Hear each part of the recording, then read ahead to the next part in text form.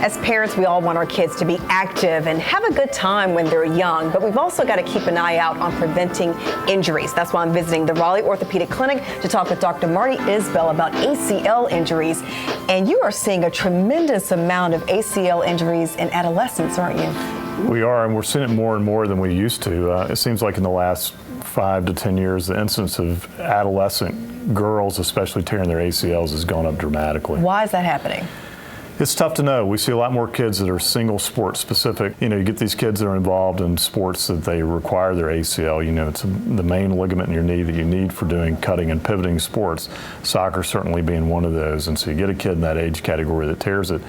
For the most part, they end up requiring surgery, and so there's not much of a way around it. Most of the time, we end up fixing them. Wow. Let's talk about prevention. Are there any things that kids can do to prevent these types of injuries? We're on the search for that. You know, the American Academy of Orthopedic Surgeons on their website has some things that parents can look at, and it shows some different injury prevention things that you can do, especially for ACLs.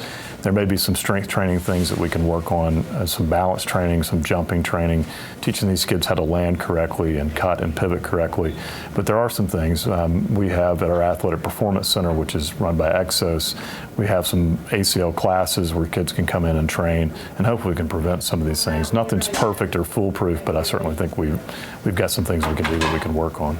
So once someone does injure that ACL, when it comes to repairing it, surgery, that's it? Not much of a choice. I mean, you get the isolated partial tear of the ACL or something that's not as bad that sometimes we can rehab and do things to avoid that. But in general, the great majority end up having surgery. All right, well, this is good information to know. Hopefully we'll prevent some kids from hurting themselves so young. Let's hope so. Everybody thinks we want to operate on people, but the truth is we can prevent some that would be great. So. All right. Thank you so much, Dr. Isbell. Thank you.